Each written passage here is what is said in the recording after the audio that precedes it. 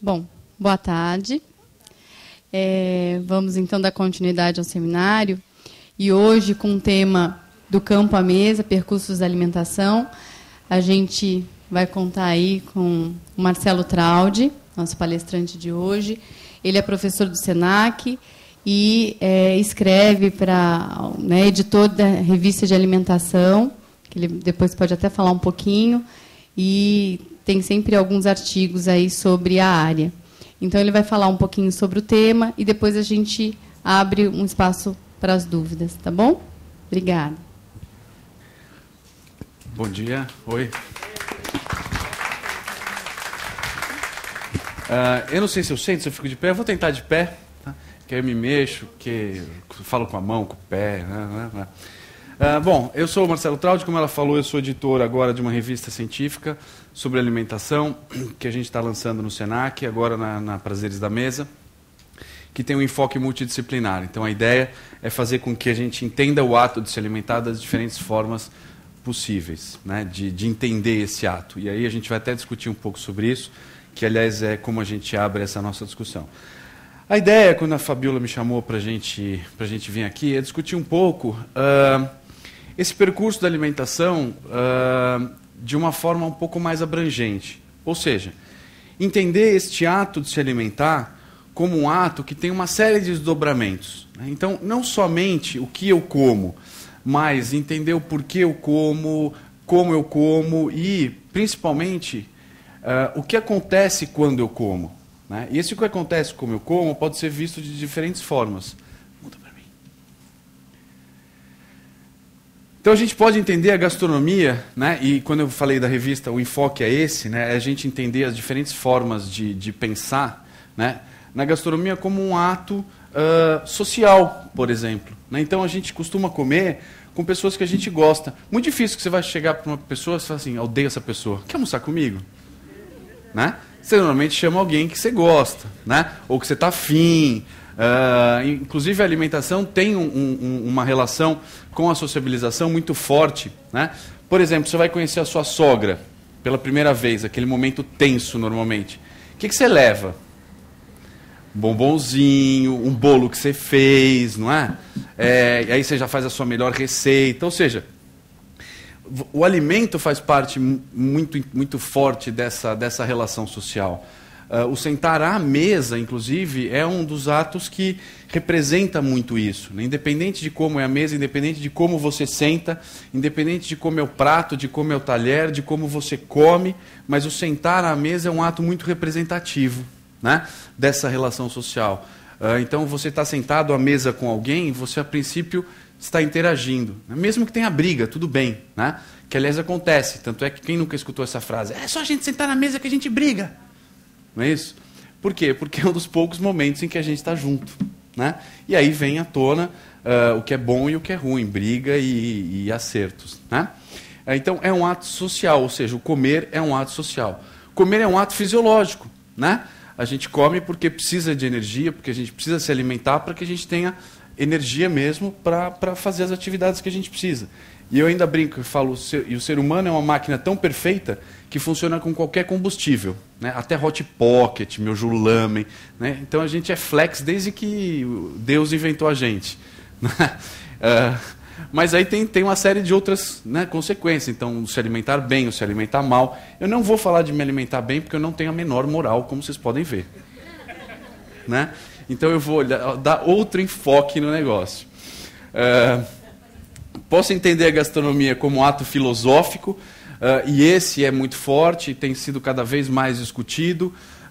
Por exemplo, tem gente que se torna vegetariano por dó dos bichinhos. O bichinho morre, né? Que dó do bichinho, eu vou comer só plantinha. E outro dia rolou um negócio na internet, vocês viram? Né? Uma foto de um alface assim, vegetariano. Esse alface morreu para te alimentar, como a pedra. Vocês já viram? Achei muito bom. Né? E é claro que é uma brincadeira com esse negócio, né, de vegetarianos que, por causa do sofrimento animal, né, por dó mesmo do bichinho, resolvem se transformar em vegetarianos. Isso é uma ilustração da filosofia. Mas tem filosofias mais complexas, como, por exemplo, os vegans, né, que não comem nada de origem animal, exatamente para que não tenha nenhum tipo de sofrimento, para que não cause nenhum mal, né? Então eles só esperam cair, né? A fruta, enfim, né? Tem as vertentes mais radicais, não usam couro. É um ato filosófico. Tá? Os macrobióticos, por exemplo, também é uma filosofia. Né? Claro, tem toda uma parte relacionada à energia, tem uma parte medicinal por trás disso, mas é uma filosofia. Tá? Posso entender isso como um ato religioso, comer e não comer determinados alimentos, porque ao comer eu me torno puro ou me torno impuro. Né?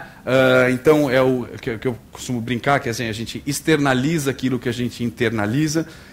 Então, se eu como alguma coisa pura, eu sou puro. Se eu como uma coisa impura, eu sou impuro. Então, é um ato religioso. Né? É um ato entendido como um ato de fé, como um ato de abnegação. Tá? Câmera, se eu ficar andando assim é ruim? Não? Beleza. Até porque eu não ia conseguir parar mesmo, então é só para saber. Um ato econômico. Né? Afinal de contas, o ato de consumo é um ato que gera movimentação financeira. Então eu compro, eu pago, eu vendo, eu recebo, e com isso eu sou capaz de girar uma economia. E esse, aliás, é um dos enfoques muito grandes do slow food. Né? Quando ele fala de buying local, quando ele fala de comprar local, esse é um ponto extremamente importante, do girar a economia local, comprando de fornecedores próximos de você. Além de ter outros desdobramentos que a gente vai discutir. Mas é muito importante essa relação do desenvolver uma comunidade local. Né? É também o que o próprio Slow Food fala, comer é um ato agrícola. Né? Por quê? Porque a grande parte, quer dizer, todos os nossos alimentos vêm de alguma forma, ou são plantados, ou são criados, ou são cultivados, né? Mas tem uma relação muito forte com o meio agrícola. Okay? Então, o Slow mesmo preconiza que comer é um ato agrícola. E é um ato político, na medida em que a gente vive num regime capitalista, né? O nosso voto, a gente já viu que vale muito pouco, o voto no sentido de, né, eleger um representante. Agora, o fato de você gastar R$1, isso sim tem um valor bastante representativo. Por quê? Porque na hora que você gasta R$1, você está dando o seu voto dizendo o seguinte: eu concordo com o que você está fazendo, está aqui o voto mais importante que eu posso dar. Porque se eu não te der esse voto, o que acontece com a sua empresa? Quebra. Né? Então, é um ato político na medida que você reafirma uma convicção ou uma concordância com um determinado tipo de ação ou de política de uma empresa. Né? Tanto é que vários e vários movimentos já foram feitos com empresas que tenham, né, depredado o meio ambiente, que tenham tido práticas discutíveis. Não compre produtos daquela empresa. E a gastronomia também entra nisso. Afinal de contas, eu escolho aquilo que eu vou comer por algumas razões. Né? Eu escolho aquilo que eu vou comprar no supermercado por algumas razões. Ou porque é uma marca que eu conheço, ou porque está no supermercado que eu confio, né? Ou porque vem de alguém que eu conheço. Então, estabelecer essa relação e entender um pouco, isso também é uma forma da gente pensar na gastronomia.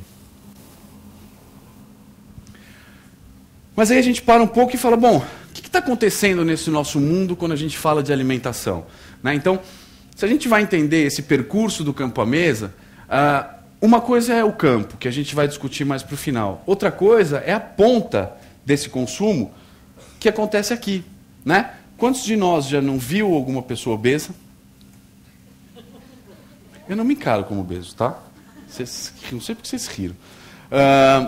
Ou alguma situação como essa, né, da gente comendo no carro, é que aqui no Brasil essa é uma coisa muito difícil. Eu estudei nos Estados Unidos e eu tinha um colega que ele jogava basquete, a mão dele era tipo uma raquete, assim. E ele comia mesmo dirigindo, então ele segurava, ele punha o refrigerante aqui no carro, punha o sanduíche meio aqui assim, né, na mão, e aqui ele punha a batata frita no colo. Como o carro é automático, ele não precisa mudar de marcha. Então ele comia, como mais ou menos essa mulher com a mão esquerda, né? Pegava o hambúrguer, parecia um nuggets, um hambúrguer na mão dele que era gigante, e era super comum. Né? Tanto é que, quando eu fui estudar com eles, a gente passava no drive-thru, sabe, né, que passa o carro, pegava, e aí a hora que chegava em casa, todo mundo já tinha comido, e eu com o meu saquinho. Aí um dia eu falei, gente, chega, para com isso, né? Vamos fazer uma coisa, vamos esperar. Era 5 minutos da faculdade, onde eu estudava, a gente morava. Vamos esperar, chegando em casa a gente come. Os caras, esquisito, mas vamos fazer. Tá bom. Chegamos, todo mundo segurando o saquinho, eu batendo na mão de todo mundo. Não pode comer, não pode comer. Chegamos, sentamos, abrimos os saquinhos, cada um comeu, ficamos meia hora sentado, conversando. Aí da outra vez eu falei, não, a gente pode comer lá no próprio restaurante. Aí sentamos, comemos. Eu fiquei estudando 6 meses praticamente lá. No último dia, o brasileiro vai embora, vamos fazer a despedida do brasileiro, onde nós vamos? No restaurante que a gente sempre ia. Muito bem. Chegaram, pegaram o carro, pararam, estacionaram, desceram do carro. Falei, mas... Aí eu fiquei parado olhando para eles e falei, vocês são todos uns bobos, né? Só vim eu, do terceiro mundo, para ensinar para vocês como comer.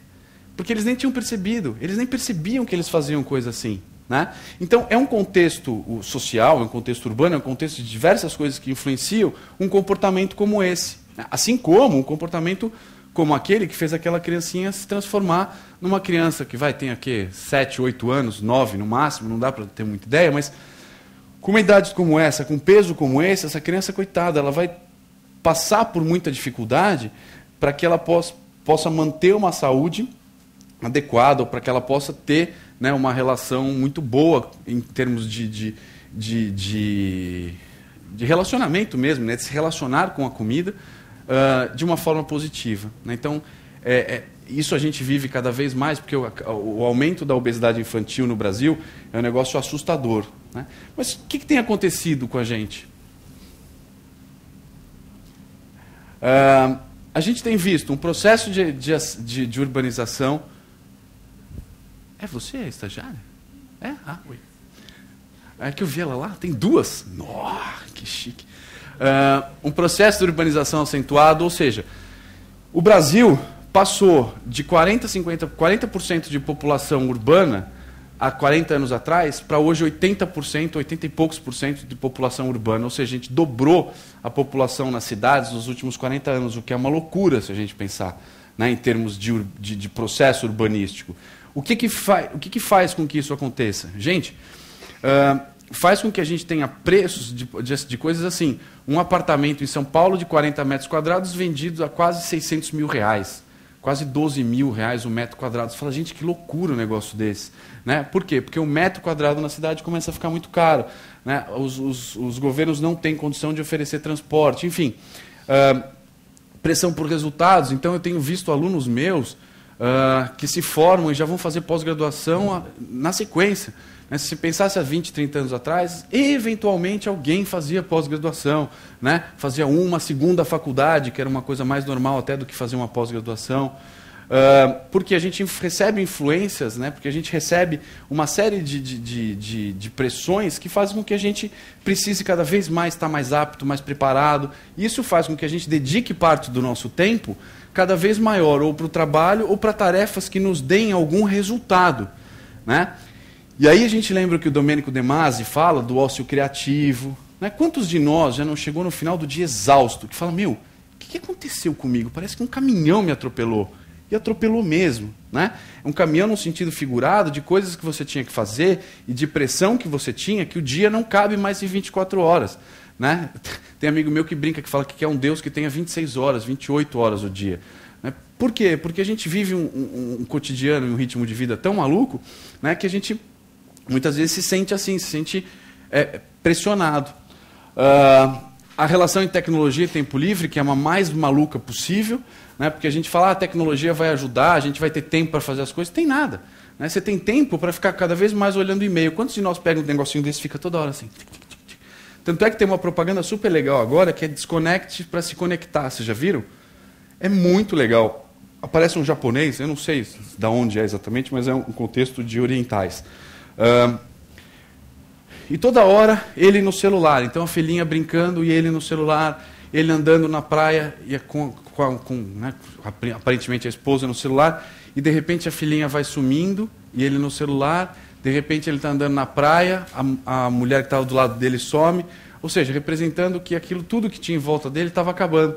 Aí tem uma hora que ele olha em volta e não vê a filhinha, né, não vê a esposa, aí de repente ele desliga o celular e aí as pessoas voltam. Né? Ou seja, isso acontece muito, a gente acaba, né, toda hora vendo e-mail, respondendo SMS, ligando, falando, não sei o quê, e a gente não percebe quanto isso interfere e invade as nossas vidas. Uma vez, há uns 5, 6 anos atrás, eu percebi que a minha vida estava muito maluca. Por quê? Porque o meu filho de 3 anos me ensinou. Um dia a gente estava brincando e meu celular tocou. A gente brincando e meu celular tocou. A gente brincando e meu celular tocou. Até um dia que ele falou, papai, você não está de férias? Eu falei, tô, então desliga o celular. Eu falei, nossa. Né? E aí eu estabeleci alguns parâmetros, né, para a minha vida, porque eu percebi que isso estava, né, de certa forma, passando dos limites, né, por causa do meu filho. Mulher no mercado de trabalho, isso é um ponto assim, maluco. E terceirização do serviço. Esses 2 pontos, acho que de todos que eu já escrevi, foram os que mais impactaram. Terceirização do serviço foi um dos artigos que eu escrevi que mais impactou e eu jamais imaginei que tivesse tanto impacto assim. Foi publicado nos Estados Unidos, foi publicado na Alemanha, foi publicado em mais 2 países que agora eu não lembro quais são, mas simplesmente porque eu parei e falei, gente, nós não estamos só terceirizando a comida, né? Porque se a gente pensar bem hoje, a mulher de 16, 17, 20, 25, 30 anos, não mais tem no ideal de sua vida cuidar dos filhos.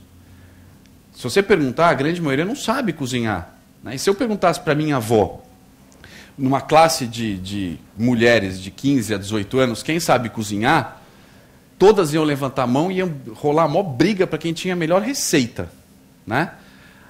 Hoje, se alguém levanta a mão, eu sei cozinhar, eu falo, nossa, que esquisito, como você sabe cozinhar? Né? E não vale abrir pacotinho, não, é cozinhar mesmo.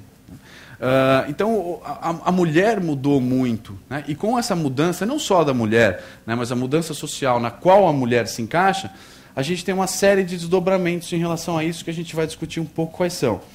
Na verdade, não fui eu que falei isso. Na verdade, quem falou isso foi Rosisca Campos, se não me engano, ela escreveu um livro chamado Reengenharia do Tempo, que a primeira vez que eu li, eu fiquei em crise.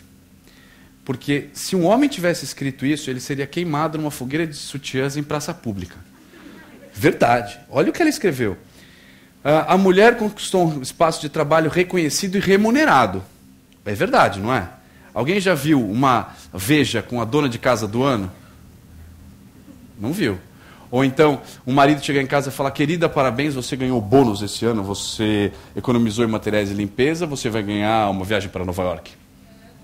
Não existe. Né? Então, ele não é nem remunerado, nem reconhecido. Mas é um trabalho extremamente importante, né, do ponto de vista social. Por quê? Porque a mulher sempre foi responsável por cuidar e educar os filhos. Só que, ao sair, ela deixou um vácuo. E a tendência do vácuo é ser preenchido. Quem vai preencher? Televisão, né? Amigo, videogame, parceiro. Né? E se não estar no videogame, ele leva o videogame. Né? E se não levar o videogame, ele faz a nova frase, que é papai, empresta o celular. Porque já é um centro de entretenimento. Né? Teu filho está te enchendo, você fala, tô, brinca, vai, joga. Né? É outra babá eletrônica móvel. Enfim, mas essa relação que a gente tem estabelecido e que a mulher estabeleceu, eu não estou falando que é pior, eu não estou falando que é melhor, não é nada disso, nada disso. Simplesmente é uma mudança que tem consequências positivas e que tem outras consequências, que a gente vai avaliar se são negativas ou positivas. Alguns indícios mostram de que são negativas, né? Por um lado. A gente já vai discutir quais são eles. Mas o que tem acontecido também é que a gente tem terceirizado esses serviços, ou seja, a gente terceiriza alguma coisa que a gente não gosta, não sabe ou não tem tempo de fazer. A mulher não gosta, não sabe e não tem tempo de cozinhar. Né? Nos grandes centros urbanos, é basicamente isso que tem acontecido e eu tenho uma prova disso para vocês. Outro dia, né, a primeira vez que eu fui buscar uma imagem, eu busquei a seguinte imagem, banco de imagens. Esse banco de imagens são fotógrafos, são essas imagens que as pessoas fazem que representam alguma coisa. Eu digitei mulher cozinhando. Não saiu nenhum. Da mulher definitivamente cozinhando. Por quê? Porque um banco de imagem representa aquilo que a gente identifica como sendo real, né? Como sendo factível, como sendo alguma coisa que a gente costuma ver. Não acha mais. O máximo que eu cheguei perto disso foi ela servindo. Agora, pode ser congelada da Perdigão, né, que tem gosto de comida de casa, nada disso. Não é nenhum questionamento à marca. Mas foi isso. Cozinhando efetivamente mesmo, não achei. Né? Por quê? Porque na casa da mamãe, eu ainda brinquei, eu falo, é uma super mulher. Porque a mulher ainda continua com a responsabilidade social de tomar conta de casa. Tanto é que a Arlie Rothschild, uma mulher, escreveu The Second Shift, que é o primeiro turno de trabalho, é no trabalho, o segundo turno é em casa. Porque a mulher ainda se vê responsável por fazer isso. Quer ver um exemplo? Assim que eu tive o meu segundo filho, eu estava fazendo mestrado, e aí a gente estava numa discussão. E nessa discussão tinha uma psicóloga. E tem duas pessoas que é um problema você falar alguma coisa perto delas, é psicólogo e advogado. Porque eles escutam e prestam atenção mesmo naquilo que você fala. E usam contra você. Aí eu estava lá, né? Tem algum psicólogo, advogado? Psicóloga? Advogado não? Advogado. Ai, meu Deus. Olha que perigo. Do Mackenzie ainda? Não, minha namorada fez o Mackenzie. Enfim.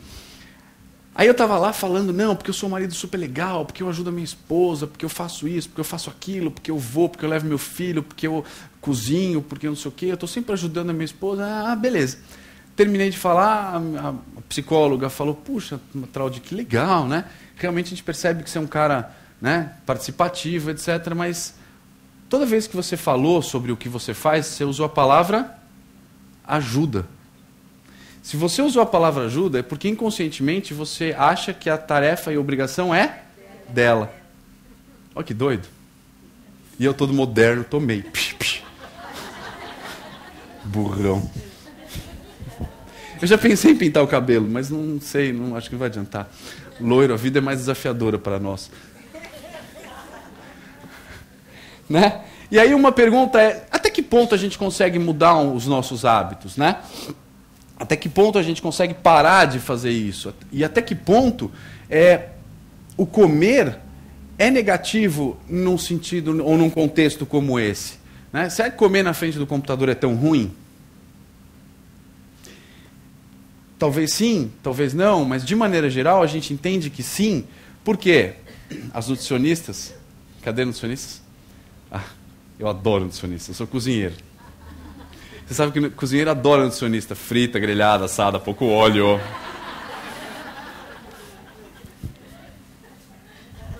Nós também. Eu sei. Picadinho, mas com a mão limpinha.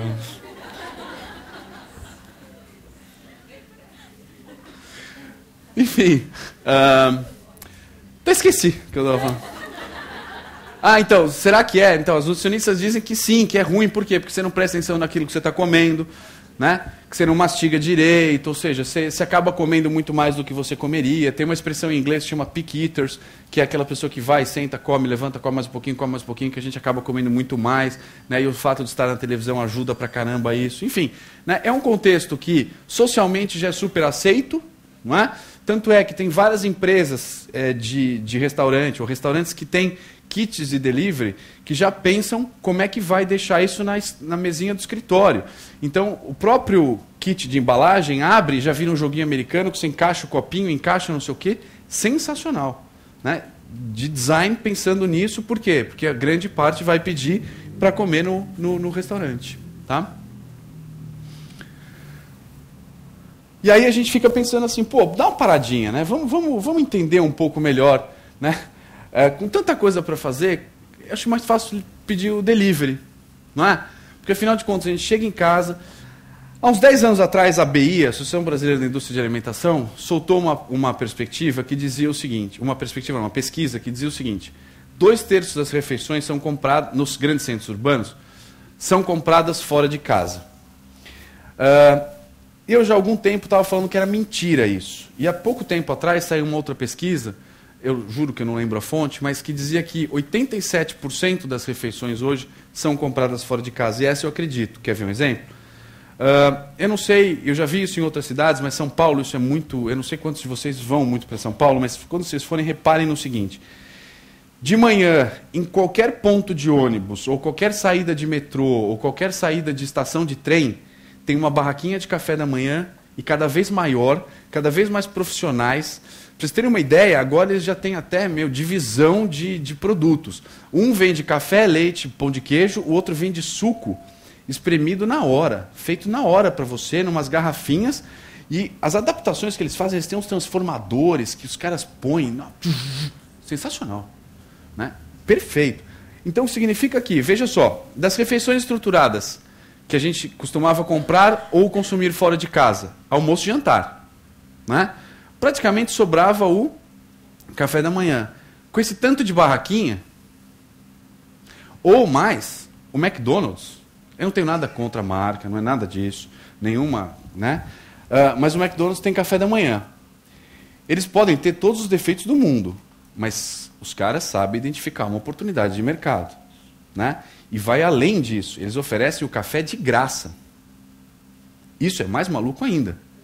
E aí você entende, quando a gente olha o neuromarketing, que diz o seguinte: o nosso cérebro trabalha em duas variações. Uma que ele chama de operacional e outra que a gente chama de executiva. Executiva é aquela que a gente pensa para fazer. Sabe quando você aprende a dirigir o carro? Ele é executiva. Engata, marcha, agora, olha no espelhinho, ai, bati, ré, né? Não é assim? Muito bem. Depois que você aprende, ela vai para o operacional. Você nem pensa mais, preciso mudar a embreagem, preciso apertar. Você está pensando o que eu vou fazer, você já está em outra coisa, aquilo já está operacional. O consumo, ele passa por isso também. E aí, quando a gente faz pesquisa de marketing, a gente chega para alguém e fala o seguinte: por que você comprou Omo? Se a pessoa fosse responder mesmo, ela ia responder assim: comprei Omo? Nem vi. Por que você está andando no supermercado falando no supermercado, né? Então, eu estou indo, já estou indo, pegou o Omo. Por que você comprou Omo? Porque o Omo é a marca de sabão em pó desde que você nasceu. Né? As suas fraldas eram lavadas com Omo, as minhas eram, antes de inventar a fralda descartável. Né? Falei a minha idade, né? Então você não pensa. O McDonald's oferecendo o café da manhã, o que ele faz na verdade? Qual é o nosso... Onde a gente ia tomar café da manhã? Na padaria, né? Em casa, mas vai, na padaria, se você tomava fora. Aí você está chegando na padaria e fala: opa, peraí, mas tem café de graça, por que eu vou pagar? Aí vai no McDonald's e pega um café. Aí no dia seguinte você fala: não vou pagar, vou no McDonald's. Desculpa, no quinto dia, para onde você vai direto? McDonald's. Aí você fala: olha, tem isso aqui também, vou comprar um. Aí você sai com um café de graça e um pago. Pronto, acabou. Você acha que são bobos? Não. Entendeu? É um negócio. Como você chama para te chamar pelo nome? Como? Camila. E aí vem essa terceirização. Essas fotos, alguns dos meus alunos já viram. Esse foi um dos artigos que eu publiquei, que foi publicado na Itália, e depois acabou sendo publicado em outros lugares. Um dormitório de 40 metros quadrados, 150 mil reais. Isso é antigo. Eu acabei de ir ver um de 40 metros quadrados do lado da casa dos meus filhos, me ofereceram 450 mil reais. Isso é antigo, foi na época que eu publiquei esse artigo. Gente, faz sentido um negócio desse? Se a gente pensar, esse artigo foi publicado há 4 anos. Em 4 anos, o preço dos imóveis quadriplicou em São Paulo. É uma loucura, dizem que é uma bolha, enfim, né? Mas isso é o que acontece. Agora, a pergunta é a seguinte: e aí, parceiro, meu amigo, vamos comer uma feijoada lá em casa? Eu faço. Ou fogão. Fala sério, né? Se você resolver fazer chá com torrada, já não cabe. Como é que você vai chamar um amigo? Camila. Esse outro apartamento eu nem gosto, pula dele. Vai para mais para frente. Esse eu acho o máximo. Esse trabalho eu apresentei num congresso de arquitetura, a primeira vez. Quando eu pus isso, os arquitetos começaram a rir. Porque ele tem 1000 efeitos de imagem. Quer ver? Se liga. TV de plasma moderna, põe um tubo aí. Já não cabe mais na sala. Né?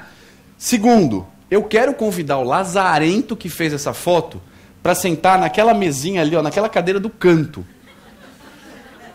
Olha o que ela está espremida. E a esposa dele naquela lá atrás do quadro. Não é? E o filho dele aqui de esgueio. Uma mesa para 6 pessoas. Quando, na verdade, cabem 3, mais ou menos. Né? Porque um vai ficar ali no cantinho.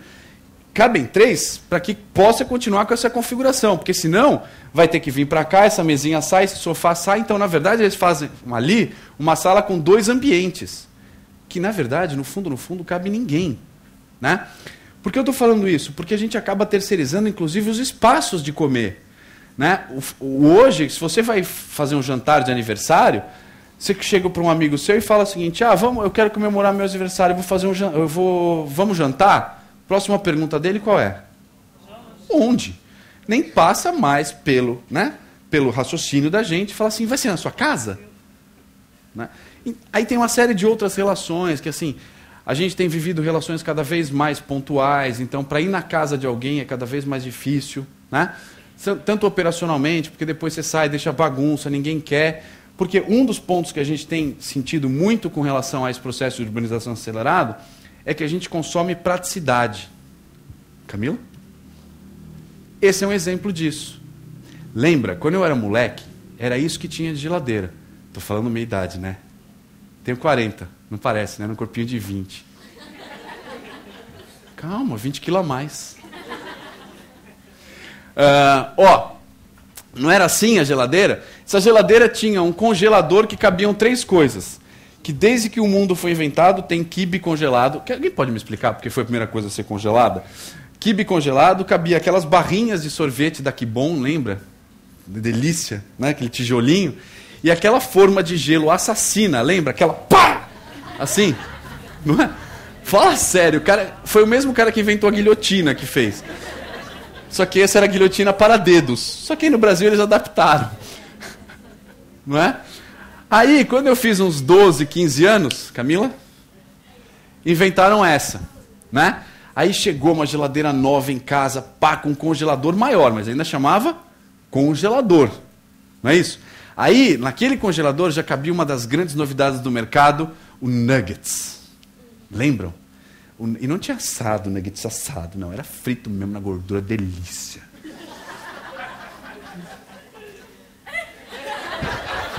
Delícia.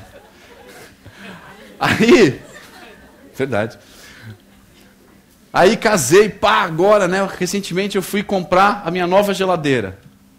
Pá, freezer com geladeira, não é? Qual tá mais cheio sempre? Freezer. A minha geladeira, se abrir, tem água, Coca-Cola e cervejinha. Esse lado aqui é dela. Não é? É isso, por quê? Porque a gente hoje vai no supermercado, dá até frio na parte de congelado. Não dá? As mulheres que sentem frio com tudo, né? A mulher leva edredom para a praia. Né? Vamos para a praia? Vamos. Peraí, o edredom. Eu gosto de mulher, eu gosto, acho lindo. Mulher é linda, mas vocês são esquisitas. Não, é verdade, é verdade. Quer ver? A coisa mais esquisita é mulher no churrasco. Mulher não entende que churrasco é um conceito, não é uma refeição. Você chega para a mulher e fala, vamos fazer um churrasco? Ah, o vinagrete, o arroz, a farofa. É capaz de mulher ir para o churrasco não levar carne. Ah, precisa. Não é? Então, mulher... Gente, churrasco não é vinagrete e pão. Não é. Mas, enfim...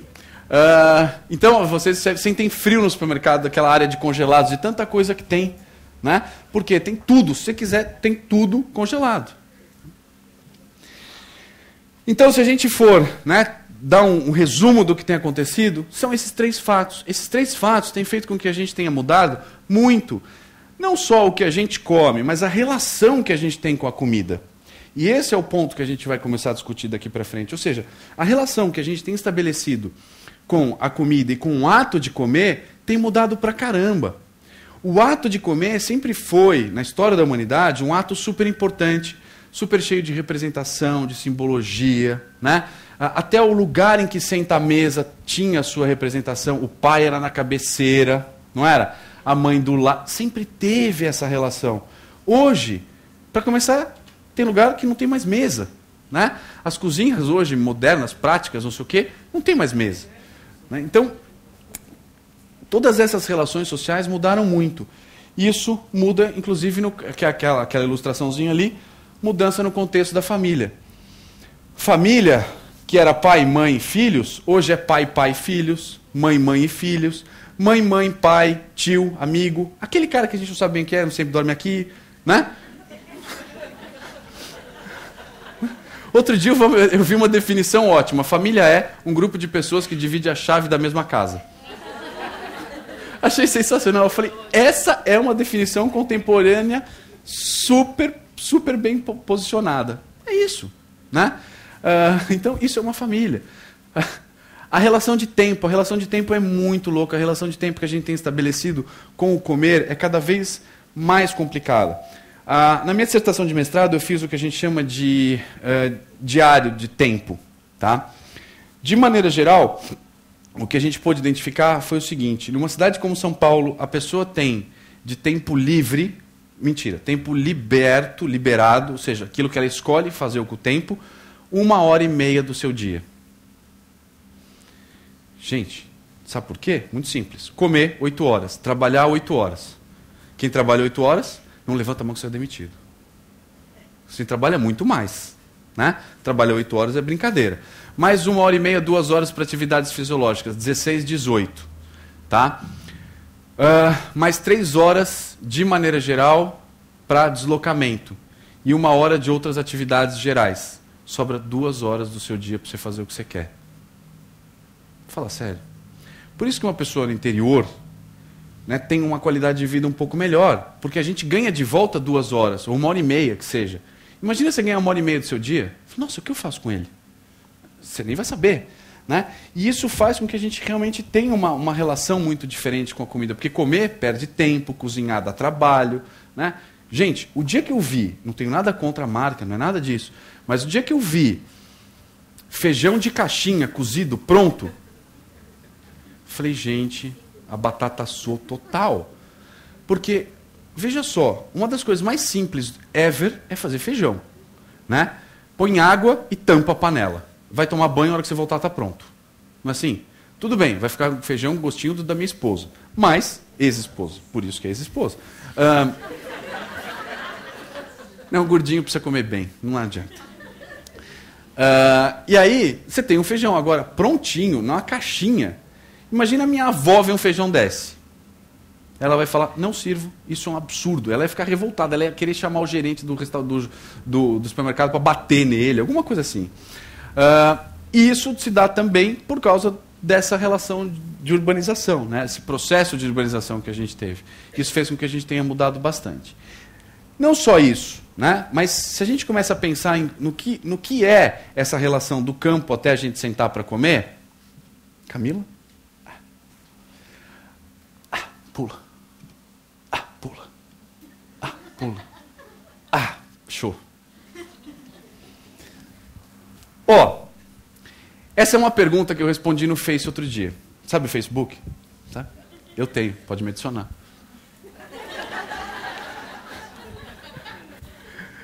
Eu olhei para essa... na verdade não foi minha ideia, mas eu adaptei. Você é aquilo que você come? Aí fiquei pensando, linguiça, feijão, chocolate, sou gostoso pra caramba. Não é? Essa relação de você é aquilo que você come é uma das coisas que a gente tem discutido para caramba. Especialmente na ligação com aquele aspecto do ponto de vista da mulher. A alimentação é um ato cultural. A gente come aquilo que a gente identifica como sendo seguro. A gente identifica algumas coisas como sendo seguras ou não, porque a gente aprendeu. E a gente já vai discutir um pouco sobre isso, o que vai fazer com que a gente decida. Mas, essa menina tá com cara de que não tá gostando de comer libélula? Tá gostando. Ali do outro lado, a gente está vendo algumas formiguinhas. Quem é do Vale do Ribeira?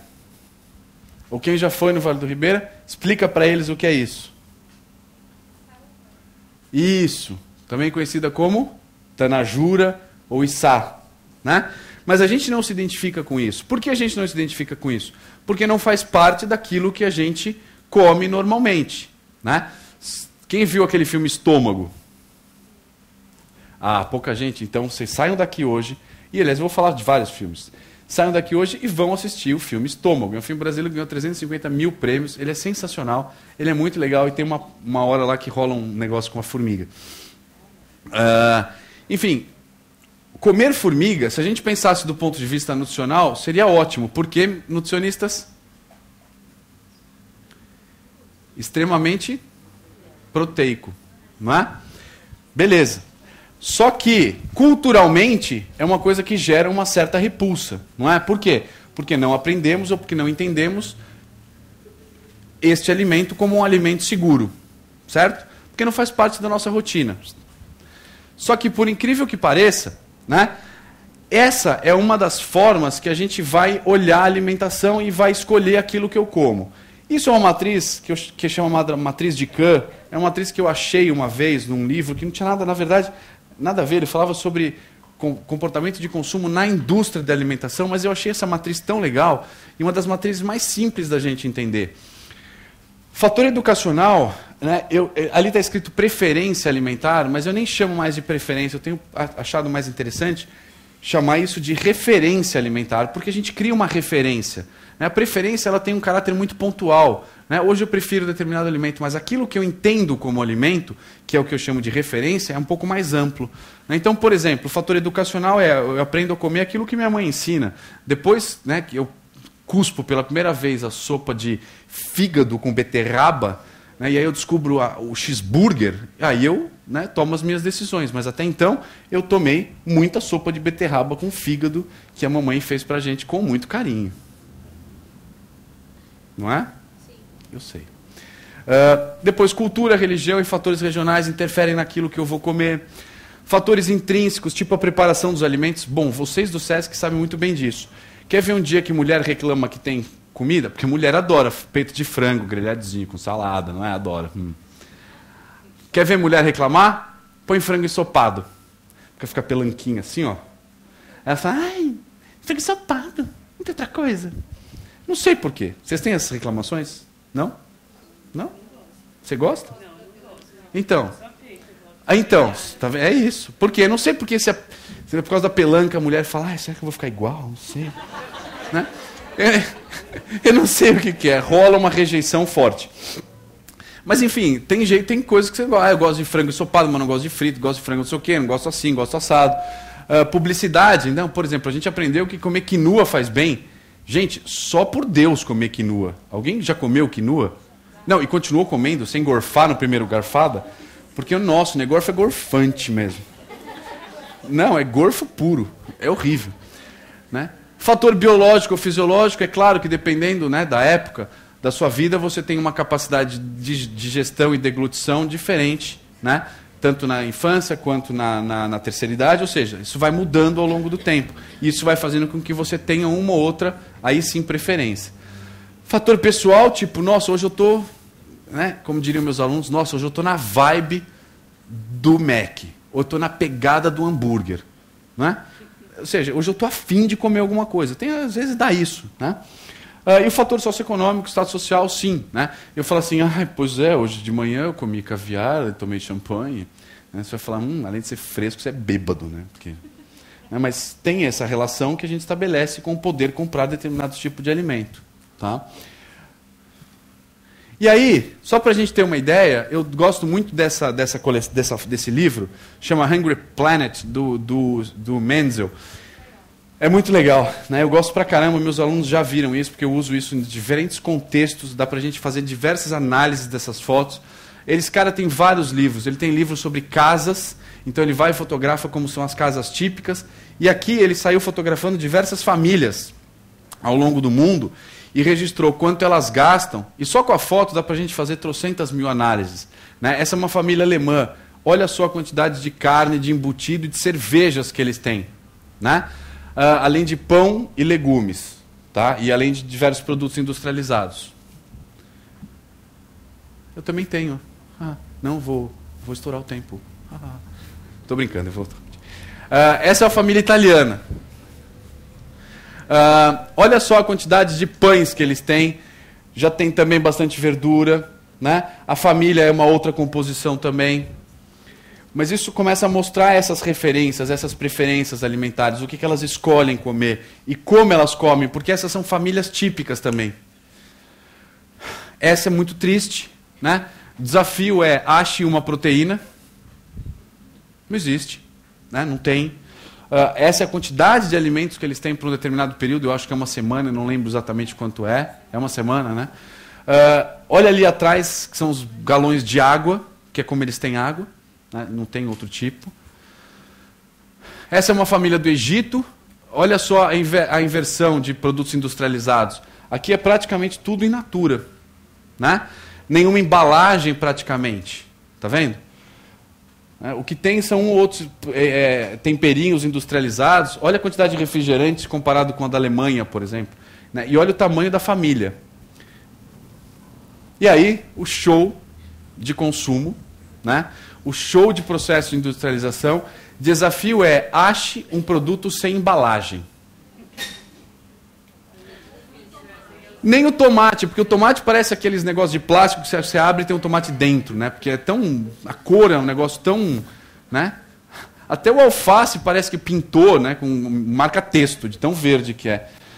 Olha só o tipo de comida, e esses não são tão gordos, né? Esses são americanos não tão gordos. Então, e olha a quantidade, como é barato, né? Se você comparar a quantidade de comida que tem.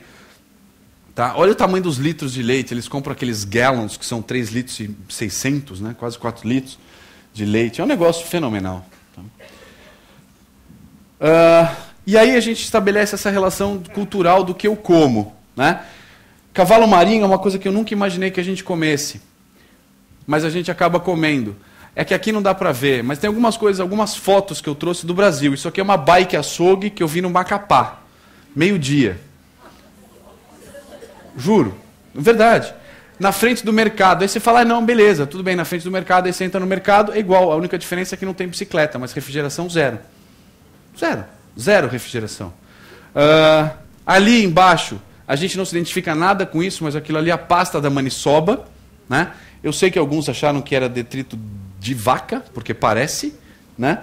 E ali naquele cantinho esquerdo, era uma loja que tem uma loja de garrafadas e uma outra que vende essas poções. E ali dentro tinha o sexo de um boto, para dar fertilidade para a mulher, e do lado tinha o cavalo marinho, que eu não sei mais o que era, porque eu esqueci de perguntar para a mulher para que servia tomar o negócio do cavalo marinho. Não sei, será para nadar melhor, sei lá. Não sei. E uma barraca de frutas, que essa, dependendo do lugar que você vai, tem diferentes frutas. Aí eu quero parar um pouco e falar o seguinte, o que o Brasil come? Arroz e feijão, né? E mandioca, não é isso? Olha que interessante, esse prato. O que é? Arroz, feijão preto, frango e mandioca. Onde eu comprei isso? Nos Estados Unidos. Num restaurante chamado Pollo Tropical. E aí, que é interessante, que a gente aprendeu a comer arroz e a gente viu que acabou incorporando isso. Só que o prato nacional é arroz e feijão. Tanto é que a gente chama arroz, feijão e mistura, não é? Se a gente come arroz e feijão, isso em qualquer lugar do Brasil. Né? O que vai mudar um pouco é o tipo de feijão. Né? Às vezes, no norte, eles substituem um pouco do arroz pela farinha. Né? Isso é muito comum de você ver eles colocando um monte de farinha e um peixe por cima e sai comendo só isso. Super comum isso. Mas a gente aprendeu a comer feijão e a gente incorporou isso na nossa cultura. Só que... Camila, mais um. Olha o que tem acontecido com a gente. Né? Essa slide, quase falei transparência, que ia piorar tudo. Eu usei no TEDx Campus. Alguém chegou aí no TEDx de alimentação em Campus agora? Não? Eu usei essa ilustração, só que na verdade eu trouxe um outro dado ali. O consumo de feijão nos últimos 10 anos caiu, segundo o POF do IBGE. E o de arroz, 40%. Gente, se a nossa identidade é arroz e feijão, e a gente não come mais arroz e feijão, talvez a identidade dos meus filhos seja com sushi. Não tenho nada contra, não é nenhum problema. Significa que a gente está mudando. Significa que aquilo que a gente sempre falou tem se comprovado, mas se comprovado de uma forma relativamente negativa. Por quê? Porque o que acontece com a forma da gente comer, ela é dinâmica. Né? A gente não fala mais como falava 40 anos atrás. A gente não se veste como se vestia 20 anos atrás. A gente, não se expressa como se expressava 20, 30 anos atrás. E a gente não come como a gente comia 20, 30 anos atrás. É uma mudança? Sim. Negativa? Depende do porquê a gente está substituindo arroz e feijão. Por produtos industrializados, né? Por massas. Né? Será que é bom? Se a gente pensar do ponto de vista nutricional, não. Se a gente pensar do ponto de vista cultural, a gente está perdendo algumas tradições. A gente está criando outras. Né?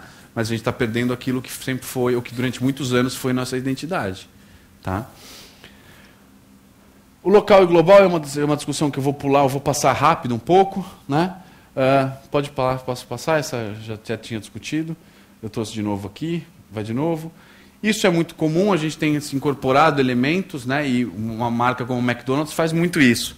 Né? Greek Mac, por exemplo, na Grécia é super comum você ver souvlaki. Souvlaki é exatamente isso, que eles fazem os kebabs e colocam no meio. E aí o gosto predominante é hortelã. E aí o McDonald's pegou 2 hambúrgueres, alface, molho especial, num pão com hortelã. Tá? E é igualzinho o kebab, uma delícia, gostoso, lazarento. Né? E eles fazem muito isso. Né? Camila, ó, tá vendo? Com arroz na Ásia, na Itália, na França. Né? E aí a gente começa... o CBO, bem isso. E a gente começa a discutir um pouco, né, essa relação que a gente tem com o restaurante, com a alimentação. E algumas coisas que a gente precisa pensar é no que a gente tem comido. Né? Olha só a glocalização. Miojo lamen, que é um produto global, caldinho de feijão. Alguém já comeu isso? É uma das piores coisas que eu já comi em toda a minha vida. É ruim para caramba. Né? Porque, sabe gorfo? Parece. Sabe cheiro de gorfo? Tem. Né? E aí eu achei super legal esse Cup Noodles, né, ou esse Noodles aqui, com um reloginho, né, para provar que é rápido mesmo, e com uma comunicação muito forte para a criança. E tem o Miojo Lamen, Turma da Mônica. Né? Ou seja, você vê isso claramente com uma comunicação forte com as crianças. Os meus filhos de 9 e 11 anos, às vezes falam... E meus filhos comem super bem. Não por minha causa, por causa da mãe, graças a Deus. Mas eles falam, papai, eu quero Cup Noodles. Sabe por quê? Porque para eles dá uma sensação de poder. Porque eles podem fazer o Cup Noodles sozinhos. Porque é só pôr no micro-ondas, não precisa esquentar nada. Né? Põe no micro-ondas, 3 minutos está pronto a refeição deles. E outro dia eu fiz um para o meu filho, né, porque ele falou, pai, faz um para mim. A hora que eu abri, vocês já sentiram o cheiro daquilo? Nossa, sabe gorfo?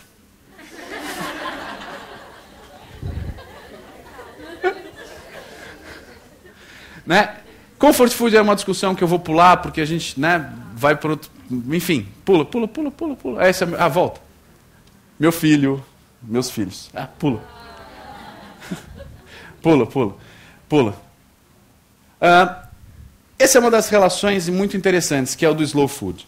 O slow food é um movimento que você pode gostar ou não, que você pode questionar ou não, tem amigos meus que questionam, etc. Mas eles preconizam 3 coisas que são muito interessantes, que fazem a gente pensar um pouco nesse percurso da alimentação. Por quê? Porque ele fala de comer é um ato agrícola. Né? O Petrini já veio 2 vezes para o Brasil, as 2 vezes a gente sentou e conversou. Né? Ele é um cara super, super interessante. E ele fala, né, o que a gente tem que entender é, nenhuma empresa hoje mais pode se dar o luxo de não pensar naquele que a gente chama de triple bottom line, que é dar resultado econômico, dar resultado social e dar resultado financeiro.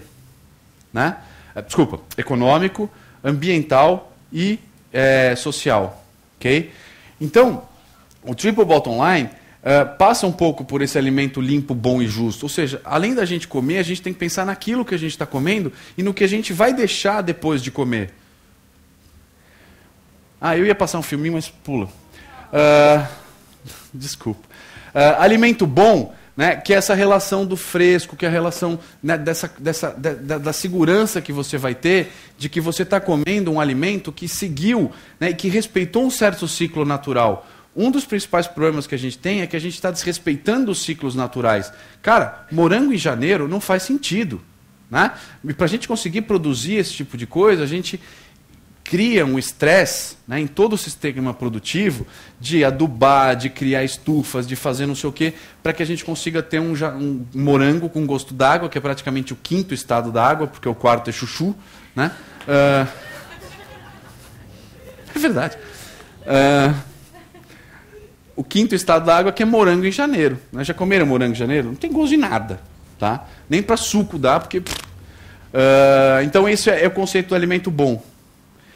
O conceito do alimento limpo, né? Que é a não agressão aos animais. Isso é um ponto super discutido. Se vocês puderem, tentem achar na internet um filme chamado Food, Inc. Food, F-O-O-D, outra palavra, Inc., I-N-C, que é Food Incorporation. Né? Ele concorreu ao Oscar de melhor documentário ano passado. Foi feito por 2 caras, chamados Peter Singer e Eric Schlosser. Peter Singer escreveu o Ética da Alimentação, que é um livro que a gente tem em português, que é excelente, e o Eric Schlosser escreveu O País Fast Food. Vejam o filme, leiam o livro, não vejam o filme. O filme é muito ruim. Sabe? País Fast, Nação Fast Food, não vejam. O filme é horrível. Mas eles discutem muito isso. Gente, fala sério. Isso aqui era como há 30, 40 anos atrás, a gente tirava leite. Hoje, a gente tira assim, olha isso. Né? As vaquinhas sofrem, muitas vezes elas nem veem o sol, né? Elas ficam com mastite. É mastite? Da mulher é mastite, né? Na vaca eu não sei como é que chama. É igual? É igual. As tetas ficam inchadas, inflamadas, machucadas, aí eles têm que tomar antibiótico por causa disso, e aí o antibiótico tem um efeito quando fica residual, né? E aí a gente acaba incorporando, acaba tomando antibiótico pra caramba, tanto é que uma das discussões é que a gente tem cada vez mais resistência a bactérias, né? Porque a gente tem tomado antibióticos, né? E isso faz com que tenha superbactérias. Já ouviram falar disso, né? A minha mãe morreu por causa disso, ela teve pneumonia, ela vivia se automedicando, né? E ela tomava muita coisa, precisou de antibiótico, o antibiótico não reagiu, morreu 3 dias. Né? E isso tem acontecido cada vez mais, tem sido cada vez mais comum. Você toma um antibiótico, não funciona, 2, 3, e não entende por quê, é por causa de todo esse efeito residual na cadeia produtiva. Tá? Alimento justo, né, que é o fair trade, que é uma discussão muito importante, que tem que dar lucro não só para quem vende, mas para quem produz também. Aquele cara no campo ganha R$1 para fazer, né, um quilo de arroz e a gente compra R$10. Onde estão esses outros 9? Né? Será que é justo para quem planta? Né? Uma das empresas no mundo que faz muito isso é o Starbucks Café, que ele fala do fair trade, né, que ele pratica isso, e eles fazem isso de uma forma muito legal, vale a pena tentar entender como eles fazem um pouco isso. Né? E uma das relações é essa, a gente está desassociando muito as nossas fontes do alimento, a gente não sabe de onde vem o alimento. Há 40 anos atrás, a gente chamava o nosso bife de dengosa, de mimosa, né? Hoje a gente não tem a menor ideia, vem com tanta embalagem, né? E você cria todo um processo produtivo que você precisa transportar, que você precisa refrigerar, que você precisa embalar. Então olha a quantidade de lixo que a gente gera, olha a quantidade de produto de combustível fóssil que a gente gera para deslocamento. Por isso que uma das coisas que se discute é o comprar local. Né, até 150 quilômetros do seu estabelecimento. Para quê? Para você evitar a queima de combustível fóssil, para você evitar refrigeração, ou seja, para você evitar uma série de problemas, né, que você gera transportando aquilo lá. Um dos movimentos super legais é o água na jarra. Já ouviram falar? É de você, ao invés de usar garrafinhas plásticas, você usar jarras de água, né, como essa aqui. E aí tem 2 mulheres que dão consultoria para te ajudar, que são as meninas do Água na Jarra. Dá uma olhada, www.aguanajarra.com.br, e elas ajudam os restaurantes a implantar isso. É super interessante, é um projeto que tem fora do Brasil, e 2 mulheres trouxeram para o Brasil, foram nossos parceiros na Prazeres da Mesa no ano passado. Né? Tem uma propaganda do miojo lamen, vocês já viram? Do molequinho, que senta para comer miojo lamen de galinha, aí ele fala, a dengosa! Aí ele vai no galinheiro, fica dengosa, mimosa, vocês já viram? É como se o miojo lamen tivesse alguma coisa de galinha alguma vez na vida. Né? E aí ele associa àquela criaturinha. Enfim, o consumo consciente, né, é uma das coisas que a gente pode discutir. Tem alternativas. Quem tiver a oportunidade de ver o Food Inc., dá uma olhada, vocês vão ver. Tem algumas alternativas. Uma das principais alternativas que a gente tem discutido é o free range, né, que é criar animais soltos, dar uma alimentação e uma vida mais próxima da que eles teriam na natureza. Né? Já tem empresas que fazem isso no Brasil, já tem empresas que fazem isso no mundo. O meu ex-cunhado tinha uma fazenda dessas no Colorado, né? Eu fui ajudar eles a alimentar a vaquinha. Pô, era entre Vail, Aspen, um lugar super valorizado, e ele vendia e vivia super bem com vaquinhas que ele criava solta. Perfeito. Tá? Enfim, né? O impacto que a gente causa com a água, né? Isso também é uma discussão super importante.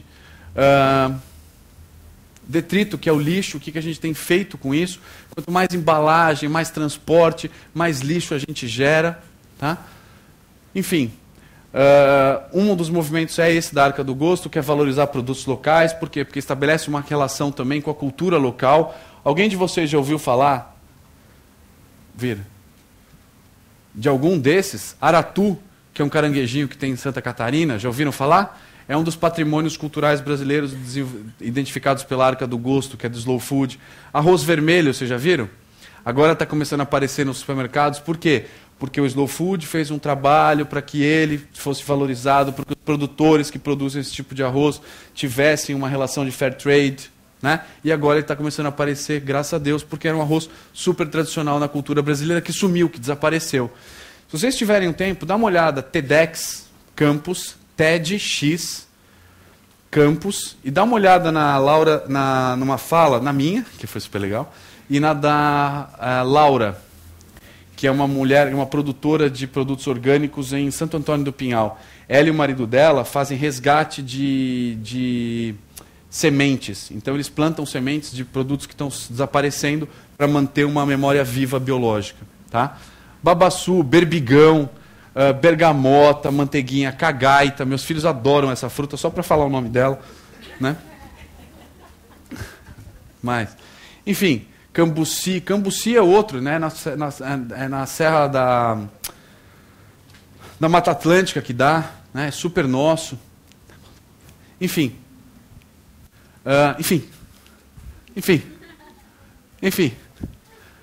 Factory Farm foi aquilo que a gente já viu, né? Gente, esses porcos eles não conseguem nem se virar, não faz sentido um negócio desse. Já viu um andando em cima do outro, é uma loucura isso, tá? E por fim, mas nem tudo está perdido, esse é o free range, orgânico, é uma discussão que respeita os ciclos naturais, que é super importante, não só porque o alimento é mais saudável, sim é, mas é porque ele respeita o ciclo produtivo, porque ele não usa agrotóxico, né? A refeição em família é, sem dúvida nenhuma, um ponto extremamente importante. Tá? Então, eu acho que esses são alguns pontos para a gente pensar nesse percurso da alimentação. Mais um? Se quiser, estou aí, pode me encontrar. E se você quiser publicar trabalho, nessa revista, ela chama Revista Contextos da Alimentação, é só entrar em SP, Senac, BR, Revista Contextos, e dar uma olhada lá, tá? E vocês vão poder publicar trabalho. As chamadas já estão abertas a partir de agora, tá bom? Então, obrigado. Se vocês tiverem alguma dúvida, eu vou responder rápido, porque eu estourei pra caramba. Tá bom? Obrigado.